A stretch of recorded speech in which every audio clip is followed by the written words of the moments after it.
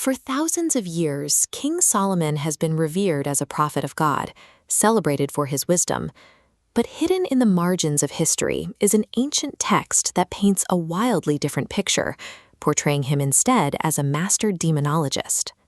In the apocryphal Testament of Solomon, the king constructs his temple by commanding an army of terrifying creatures, ranging from three-headed dragons and floating limbless women to shape-shifting sea monsters. To be clear from the start, historians and religious scholars uniformly agree that this book is a complete fabrication. It was absolutely not written by Prophet Solomon, and it has no place in any authentic religious canon. But here is where the story gets strange.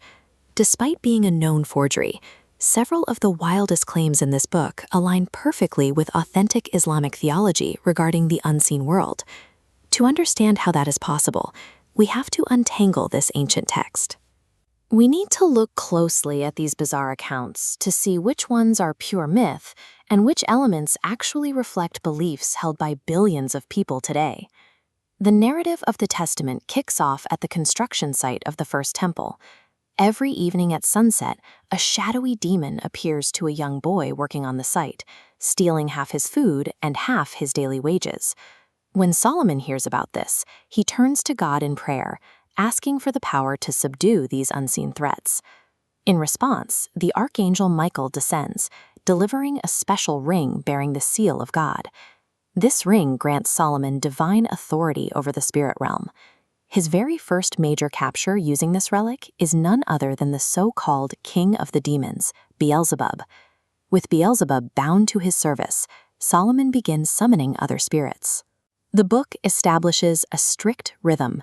The king demands a demon's name, forces it to confess its harm, and extracts the name of the specific angel capable of stopping it. The confessions they give read like a catalog of human misery. A floating, shadowed head named Obazuth admits to traveling the world to strangle newborns in the night. Another spirit, Ruax, claims responsibility for making people's heads heavy, draining their energy, and destroying their focus. These descriptions suggest a specific historical correlation. Ancient societies lacked modern medical science, and the text maps these demons onto sudden, inexplicable tragedies, linking specific spirits to the symptoms of strokes, fevers, and profound fatigue. By assigning a face to a sudden disease, these stories provided a specific name and a ritualized angelic cure. This framing allowed humanity to navigate the unpredictable and often deadly forces of nature through the lens of spiritual warfare.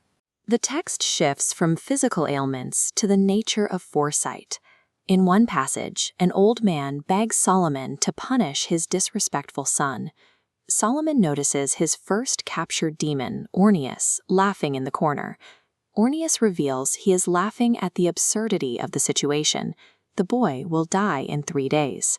3 days later, the old man returns in mourning, confirming the prophecy. Solomon demands to know how creatures of the dark could possibly possess knowledge of humanity's future. Orneus explains that demons fly up into the heavens to eavesdrop on angels discussing the fates of humans. With no solid ground, they grow weak and crash back to Earth, appearing as shooting stars. This specific explanation is where the Apocrypha suddenly collides with established religious doctrine. Demons stealing knowledge from the heavens is a literal reality in Islamic scripture, detailed in Surah al-Jinn. The Quran and sayings of Prophet Muhammad confirm jinn ascended to the nearest heaven to eavesdrop. The difference is the scriptural explanation for the falling stars. They aren't falling out of weakness. The texts explain that the heavens were heavily guarded, and those shooting stars are actually flaming projectiles sent to repel the eavesdropping spirits. This direct parallel proves that this forged text isn't entirely a work of fiction. Instead, it acts as a warped mirror, reflecting a distorted but highly recognizable version of authentic scriptural truths. As the book ends, the focus returns to the physical completion of the first temple. One massive cornerstone remains. It is so heavy that neither the human workers nor the bound demons have the strength to lift it.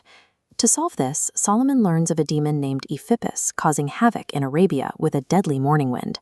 The king hands a trusted servant a leather flask and his ring, ordering him to trap the spirit. The servant follows the instructions perfectly. At dawn, when the harsh wind begins to blow, he holds the ring over the mouth of the flask. The wind is sucked directly through the ring, puffing out the leather. The servant tightly seals Ephippas inside, bringing the demon back to the temple courts in Jerusalem.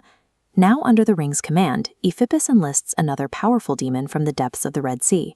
Together, they possess enough supernatural strength to easily carry the enormous cornerstone up the temple steps. As a final show of power, they even suspend a massive, towering pillar of air right in the middle of the courtyard. This elaborate construction sequence represents the ultimate ancient fantasy. It's an imagined history where humanity manages to harness the universe's most chaotic, destructive forces, binding them to create a monument of absolute divine order. The narrative of the Testament eventually collapses on itself.